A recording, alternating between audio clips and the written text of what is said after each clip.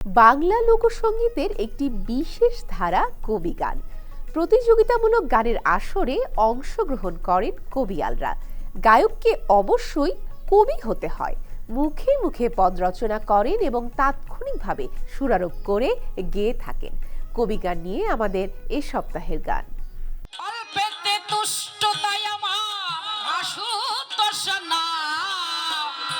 ভক্তের সম্মুখে এসে বলে বাবা থাম এবার থাম। কবিগান পরিবেশনাকারীদের বলা হয় কবিয়াল। কবিগানের মূলত একাধিক দলের মধ্যে প্রতিযোগিতা বা বাদাবাদি হয়ে থাকে, যেখানে এক পক্ষ প্রশ্নের মাধ্যমে গান করেন, যাকে চাপান বলা হয়। বিকদত্ত বলে প্রভু মনে আছে ভাবো, অমরত্বের বরখানায় আমি তোমার থেকে নেব। অন্য পক্ষ সেই গান শেষে গানের উত্তর দেয়, যাকে উত্তর বলা হয়।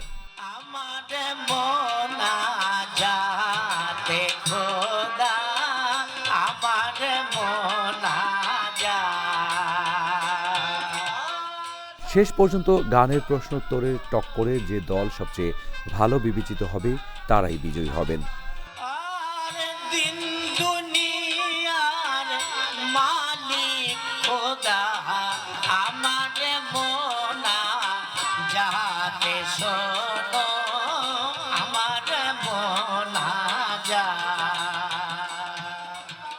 খুলনার দাকোপের সুন্দরবন সংলগ্ন জনপদ ডাংমারিতে বনবিবি পার্বণ উপলক্ষে বসেছে মেলা।